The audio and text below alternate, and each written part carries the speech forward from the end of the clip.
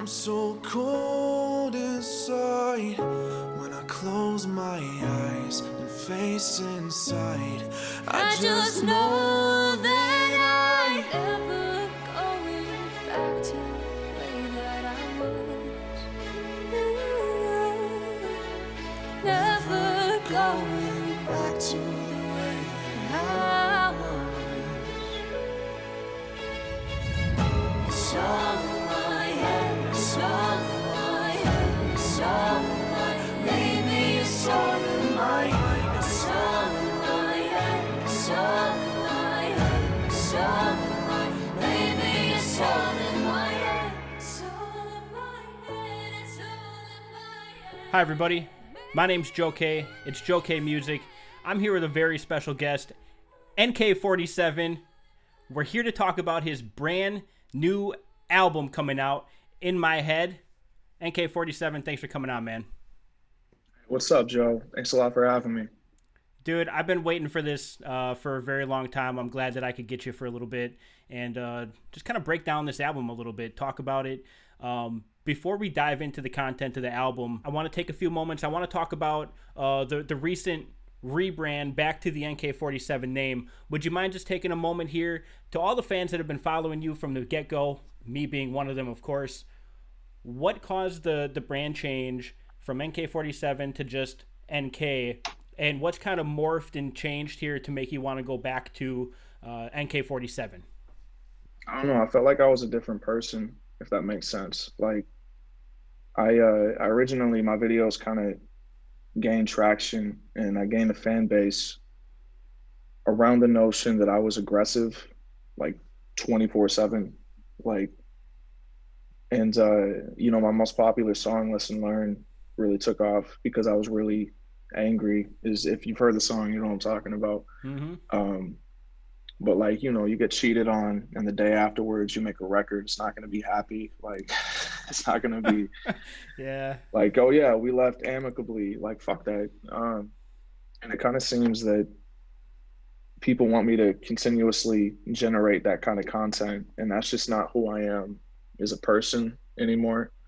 I don't want to pretend like I transcended who I was, because I didn't, but it's just not who I am all the time anymore. That's an interesting perspective, I think, because as somebody that was there for that first, those first few songs, like I was a fan of yours right when you started putting music out on YouTube, like publicly and like really sharing it. And I remember those songs dropping and how they just exploded. And this isn't the first time where I've sat down and I've reviewed one of your albums.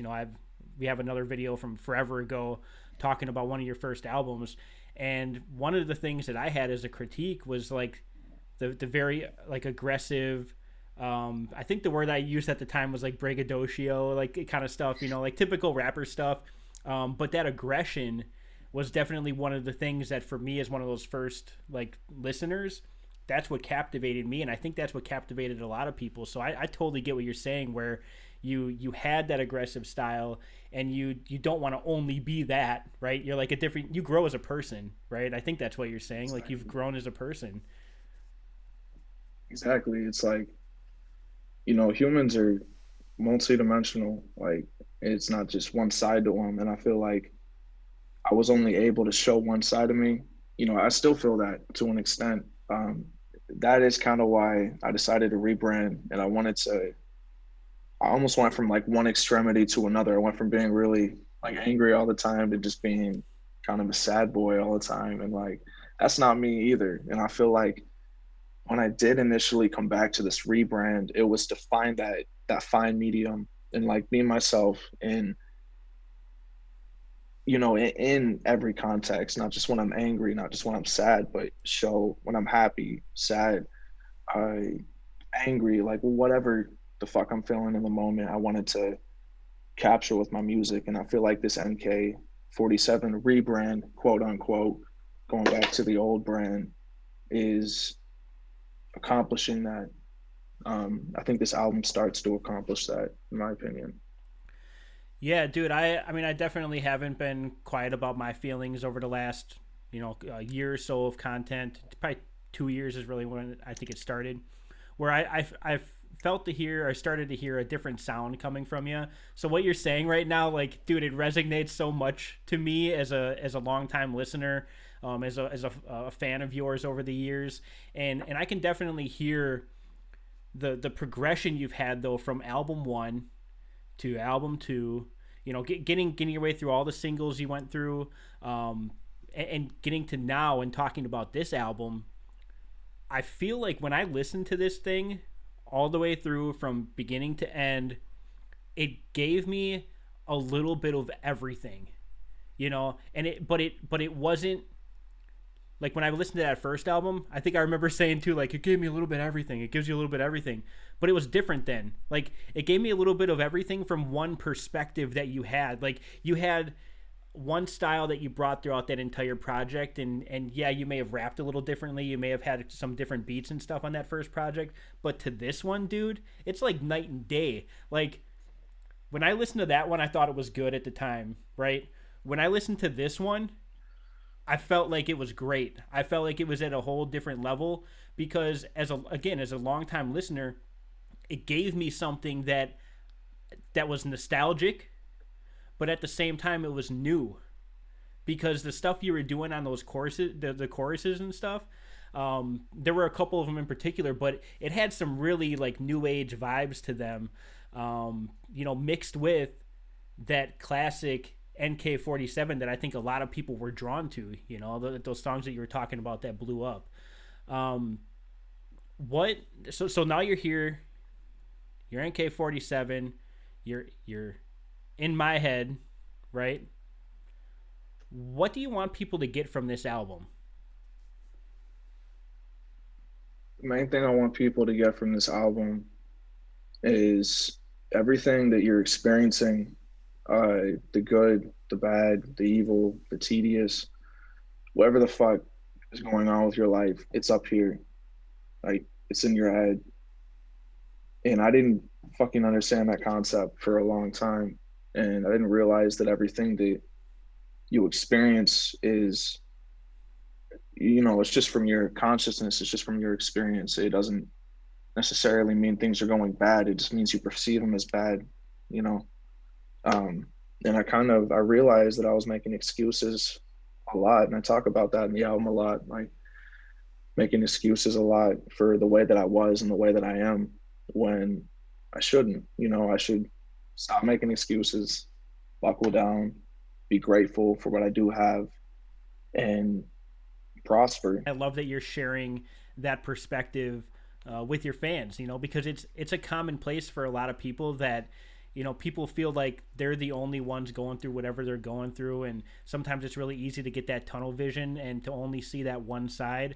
But like you said, man, a lot of times it's just stuff that's, you know, you're in your head about stuff, and when you take the chance to kind of look outside of that and question what you're thinking in your head, you know, it really opens up the doors. And when I listen to this album, that's what I'm getting from you. It's really it's introspective. You know, you're reflecting on yourself and kind of talking to yourself throughout some of these songs. And you know, In My Head is a track in particular, obviously.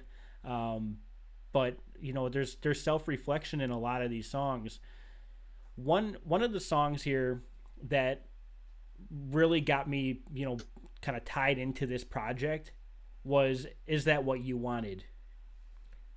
And I think you know why, because it brings back that nostalgic, like, aggressive Enkay47. I want to play a small clip of a song, Is That What You Wanted? We're going to be right back with some more Enkay47, everybody, so stay tuned. My fucking life is a mess, but that's the way that you like it, so I guess I've got a bitch. You don't just want me to sing a record, you want me to scream it. Fucking hate when I'm happy, a lot of me cause I see it. Well, you're about to love this record, yo, I guarantee it. I'm not the same as I was when I was just a kid. It's a lot to digest. If I'm being real, it's really hard to write this. If I'm being real, I don't know. Is that what you wanted? I'm not the same as I was when I was just a kid. Is that what you wanted?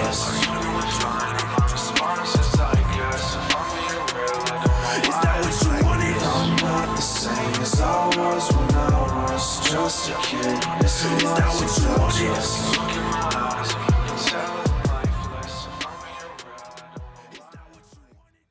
All right, that was "Is That What You Wanted" by Enkay47. That song bangs, man. That song hits so hard to me. I love that stuff. I'm sure at times, you cringe because, like some of those hardcore fans always love those aggressive songs. And of course I pick the one song that it's like, is that what you wanted? And it was exactly what I wanted. Exactly. Yeah.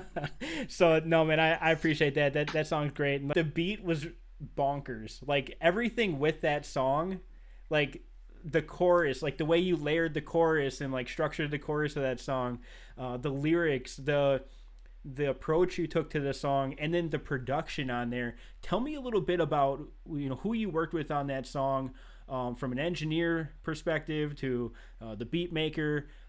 What was behind the scenes that kind of helped create that song into what it is right now? Yeah, no, absolutely, man. I think that's a really, really good question. So let me just say, "Is That What You Wanted" is my one of my personal favorites on the album. So initially, I ended up hitting up Trunks like, "Hey, man, we're working on this album right now." Me and Dylan Kush actually started the album from scratch last summer, and it was about August, and I was like, "Man, we have a bunch of these really catchy melodic type tracks, but we don't have any of that gritty Enkay47, like that angry, aggressive feel that people kind of fell in love with, like what you were just saying." And I was like, "Man, I want to do something like that, but I want it to be a little bit different." And he's like, "How so?" And I was like, "Man, people are pissing me off lately." And he was like, "Why is that?" And I was like, "Man, like everybody's telling me that I should go back to the old style and I should go back to being unhappy. And I can't make a record about something other than being unhappy." And I don't know. So it's pretty much the same stuff I'm talking about in 2021 on that end. So we sent me that track, and then as soon as I heard it, I was like, "Is that what you wanted?" And I just kind of like started like, "Is that what you wanted?" And I literally, man, I wrote that track in, I don't know, man. I think I wrote the entire track in the first day, like just in the first like few hours or so of hearing it. It just sparked so much interest in me. And at that point, like I was doing really bad financially, man. Like all that shit's true, man. I had a negative like 1,200 in my account. Like I was fucking stressed, man. I was just doing drugs all the time. I was sitting on my couch, fucking. It's awful. And in a way, I kind of blamed a lot of my listeners for that at the time. Like I was like, "Is that what you wanted? Like, you don't want me to sing a record. You want me to scream it. Like, I'm really upfront about that." And I'm also kind of talking to myself in that regard a little bit. Yeah, dude, I think that track, it was almost like it was almost like a cop out, to like the fans that were like you said, like they're so honed in on that aggressive, like angry, like bitter Enkay47 that you're not that person anymore. You know what I mean? Like you've evolved as a person, but like that's, I think, the biggest struggle for artists is when they start putting out projects and they start getting those first core fans, the ones that like they're ride or die, like they're gonna do everything for you, they're gonna promote all your stuff, and they get used to one aspect of an artist. And I think because you blew so early, dude, like it was relatively quick. I'm sure at the time it felt like an eternity, like when am I gonna blow, but like at the time, like in all things considered, you were still pretty young and you were still developing your sound and like trying to figure out like who you are as a person, who you want to be as a person, who you are as an artist. And that's why this project, like it encapsulates so much to me of the journey. It's not one dimensional. Like I cannot stress that enough. Like you guys got to hear this crap. Like I can sit here and talk about it for the next hour, but you guys need to go get it, and you need to listen to it all the way through. I went through once and I half listened to it. Obviously I knew I was going to be sitting down with NK I listened to the first few songs, and then I tried to go back and I tried to listen to the second half, and then I'm like, you know what? I need to give this thing its full, my full attention, and I listened to it again all the way through, and the way that it's laid out sonically, people don't lay out projects like this anymore. They don't give you that sonically satisfying album anymore because everyone's just pumping out singles, which I think is another thing. I don't see you just pumping out a billion singles. You do that in between projects, but you're giving us a little taste and then you're dropping the album, which is great, and it's arranged so nicely. What went into the arrangements? Like, who were the producers you worked with on this project? And who was the engineer you worked with on this to like make this what it is today? Yeah. So, like I mentioned, Dylan Cush and I actually started this like from scratch. Dylan, dude, that's my guy. I know you know who Dylan is. I do, man. I do. I'm trying to get Dylan on. He's avoiding me, man. He's telling me no. I'm like, dude, I really want to get you on, man. He's like, maybe. So maybe one day, dude. I'm gonna keep hitting them up though. But yeah, he's been on the radar for a long time. He's so talented, man. He is so talented. Man, true that. I was just talking with him today, man. Yeah, yo, shout out to you, Dylan. I know you're probably watching this right about now. But yeah, so Dylan and I started the initial concept for the album last summer, like right after I dropped a track called, I believe it was Once in a Lifetime. And the first track we did for that our entire album was Nickel, actually. And I mean, as you see, man, he's on every single track that we did on the album. And that was kind of the idea, was like he produced the entire album with me. Like we were on the phone pretty much every day, just talking, trying to figure out what to make for the album, how to make the beats, how we were gonna rap, like just everything was kind of broken down. And it fired another producer sound that I like Trunks. Obviously, me and Trunks go way back. Shout out to you, Trunks, too, if you're watching this. But like, Is That What You Wanted? He produced that. 2021, he produced that with Dylan. Like, The End, he produced that. Like, he's consistently been part of my creative vision. Who's the engineer on this? Like, that's what I want to know. Like, who engineered all this? Did Dylan, like, did you guys work on some tracks together that he engineered? Like, did you use your normal engineer? Because I know, you typically have one main guy that in the past was engineering a lot of your tracks, at least for a period of time. Who was involved in this project? Yeah, so it's actually the same person, man. I've had my man Jason Carter is his name. He doesn't. He's kind of an anomaly, man, because he doesn't like hip hop. Like he told me I'm like one of the 2 or 3 hip hop artists he's ever produced, just because he doesn't like hip hop artists, which I respect. We're fucking assholes. Do you just get in there and go to get down to business? Is that what he likes about you? Like, you get in, you record your songs, and you know your stuff, and you're not just like screwing around, wasting time. Like, what is he like? What made him want to work with you? Versus other rappers. So initially he told me no, but me being the like 16, 17-year-old kid I wasn't taking no for an answer. So I like I somehow got his phone number. I called his work. Like let me emphasize, his work was the studio, so I wasn't doing nothing creepy, but I called the studio once a day and be like, hey, this is NK. Is it cool if you know what I mean? Eventually he said yes. He gave me a chance. And I did it in one take, and he said that's what he liked about me, was that I could record a track in like 2 minutes. I did everything flawlessly on the recording end, which I'm not saying to boost my own ego. This is what he told me.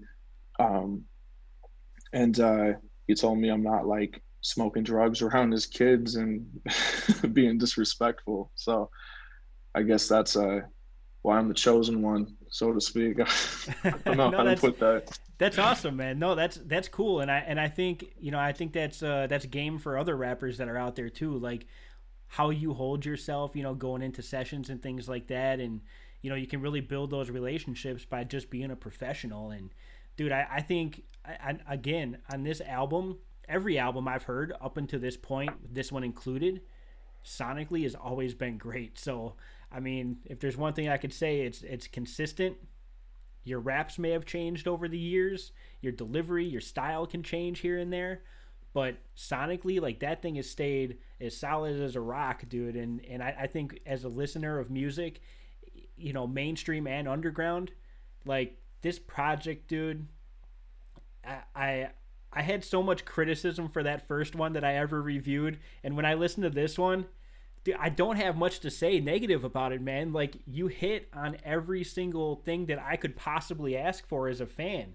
You gave some of that new school vibe that I didn't even know I needed or cared about. Like, I hate a lot of, like, new school rap, man. Like, I hate that crap. But the choruses, I can tell that it was calculated. Like, I can almost envision the conversations you're having with Dylan and stuff, like, as you're going through some of these songs and, like, some of these choruses and stuff, and, like, the vibe that's being set. Like, it's a new NK vibe, you know? Like, you're not just getting old NK. You're not just getting aggressive or sad NK. You're getting all of that mixed with some new vibes in there, too, that I don't think a lot of people have heard yet. So, dude, I think people are going to love this thing. I've been holding off on giving the rating because I still want to talk about one more song here. Yeah, of course. So we're gonna get to that. But, dude, some of these songs are so deep. You know, you have Dad 2 on here. You have Sober. You have In My Head. You have Sometimes, which, if you haven't seen the video, everybody go watch that video. And make sure you watch it all the way through, because I feel like some people miss that. But make sure you watch it all the way through. Self-destructive, man. Yeah. Let's talk about that, man. Let's talk about that a little bit. Like, these are some deep songs, and they're touching on some personal stuff. Like, without getting too, you know, deep into stuff here, because I want to respect your privacy. But, like, what kind of things were going through your mind as you were writing some of these songs that are so personal, and you're opening up to fans in a way that, you know, you don't typically publicly speak on? Like, what was going through your mind as you were creating these songs? Yeah, a lot was going through my head when I made that record, man. One of the main things that kind of went through my head was, like, everybody's gonna hear this. Like, everybody I know, my friends, my family, strangers that don't know me yet but will, like, they're gonna hear this. And I think the only thing that didn't stop me from releasing such personal material, knowing that, was the fact that it has the potential to help a lot more people that are similar to me and could use these perspectives that maybe they just haven't thought about or just aren't able to access because they're so stressed all the time. I talk about really deep stuff in there, and a lot of my fans can relate to me on a lot of the stuff I talk about. I know because I talk to a lot of them, just personally. Some of the other songs here that I want to go ahead and show just a quick sample of here. Let's dive into this song, Nickel. We're going to give everybody a moment to listen to that, and we'll be right back. If I had a nickel for every time that somebody told me I should find a new career, I'd be rich as fuck. If I had a nickel for every time that somebody told me I should probably give this up, I'd be rich as fuck. I think it started when I was back in the 7th grade. Near December break, my teacher said I should medicate. Wait, let me demonstrate. Hey, just a second, 8K. If you want, I could get you in special ed today. Great. That really sounds like a plan. Then she hands me a helmet, a piece of paper, and crayons. Can't say that shit. Sorry, I'm just telling a story, just trying not to be boring. If it's offensive, ignore me, it's simple. Overdraft fees have become a business expense. I hope that I can eat, so every week I sit in suspense. I'm a musician, I do this shit for commission. The only way I can eat is if you believe in my mission. So if I had a nickel for every time that somebody told me I should probably give this up. Everybody, that was Nickel by Enkay47. Make sure you're jumping over to his channel. Listen to these songs in full. Check him out on Spotify. Follow him on Spotify. Support the man. I mean, he doesn't put music out just for free. He likes to be able to make that money. This is his career. This is what he loves. He wants to be able to continue to do that. Support the artist. I cannot stress that enough. If you're not financially supporting the artist, it's going to take them twice as much work to get out that next product. So support the man. If you can't support him financially, the least you can do, subscribe, follow, share the music, stream that crap 24/7. The more you can do to help out these artists, the better it's going to be for the community, and the better it's going to be for the artist, and ultimately, the better it's going to be for us fans. Enkay47, I just want to say thank you for jumping on here. Thank you for talking about this album. I know this album meant a lot to you. We've talked about how much this is covered on a personal level for you, how much time you've invested into this project. Is there anything that you want to say to the fans here before we go? Yeah.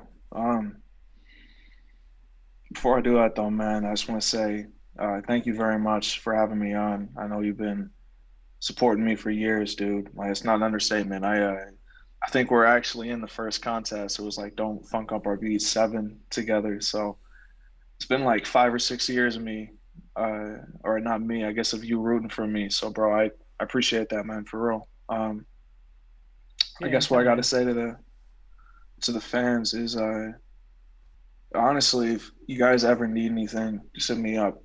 I try to respond to everybody. I know a lot of people watching this right now are probably going through some shit. If you guys are going through some shit, hit me up. I'll talk to you about it. Whatever, we can work through it. It's all in your head. Remember that. That's another great thing I've always loved about you, man. You're always down to talk to your fans and interact with your fans. So when you say that, everybody, I know he means that. I've seen him in action on those things, and he doesn't take that lightly. So when it comes to this album in particular, because I know you've been waiting on the rating, because I know I rated the last one, and I had some comments on it. This album, easily, without a shadow of a doubt, one of my personal favorite underground hip-hop albums, one of my personal favorite hip-hop albums, period. Underground, mainstream, doesn't even matter. One of my personal favorites. This one is by far, easily, 10 out of 10. 10 out of 10. And you know darn well I'm not giving you that crap if I don't think you deserve it, because I didn't give you the one on the last one. So just know this one, by far the best album. So you guys need to go buy this crap. Man, that means the fucking world to me. Jolie, appreciate you, man. Thank you. That means a lot. Dude, don't worry about it at all, man. I'm just speaking the truth. And the people are going to hear the truth as soon as they pop this album in or stream this album or whatever they're going to do with it. Physical, digital, doesn't matter. They're going to hear the 10 out of 10 for sure on every single one of these tracks. So make sure you go buy this crap. It is available on February 23rd. It may already be out right now, depending on the timing of this video dropping. But make sure you get the album, pre-save the album, buy the album, whatever the case may be. I don't care. Just go get it and give that man your money because he deserves it. Everybody, my name's Joe K with Enkay47. It's just another day in the underground. See you guys next time.